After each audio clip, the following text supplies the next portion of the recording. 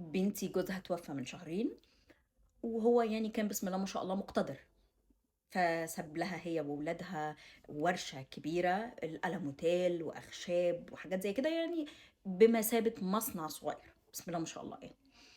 فجت قالت لي يا ماما أنا هنزل أدير شغلي وأشوف مصلحة ولادي. الكلام ده كان بعد الأربعين بتاع جوزها.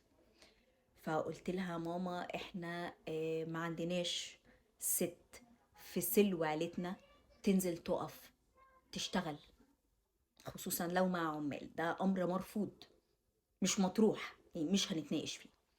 قالت لي طب وانا اعمل ايه؟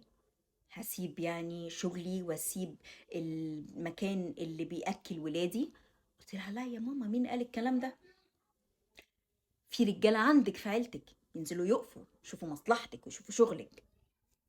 فقالت لي طب انا اعمل ايه وما اعملش ايه بقى، كانت واخداها الحميه قوي يعني ان هي ست وتقدر تنزل وتشتغل والكلام الفاضي ده، الكلام اللي بيقولوه في التلفزيون بيقنعوا الست ان هي ب100 راجل. قلت لها اخوكي، اخوها الوحيد، اكبر منها، اكتر واحد هيخاف على مصلحتها واكتر واحد هيبقى عايزها تكون احسن واحده في الدنيا، مع انه هو الراجل وهو الولد. بس سبحان الله رزقه قليل في الدنيا. بالصدفه كان لسه سايب شغله، كان بيدور على شغل. ما قلتلهاش بقى انا، ما قلتلهاش طبعا ان هو بيدور على شغل ولا حاجه. قلت لها انه سبحان الله انتي هخليه يسيب شغله، وهو اصلا ما كانش مرتاح قوي، ويمسك لك شغلك، يمسك لك مصالحك انتي وولادك. المهم ها اقتنعت. قالت لي ما فيش مشكله، الله المستعان يلا بينا. وفعلا نزل مسك لها شغلها. كل يوم يجي يقول لي بسم الله ما شاء الله بسم الله ما شاء الله بيدخل لها مبالغ شهريا يعني، بسم الله ما شاء الله والله بمسك الخشب.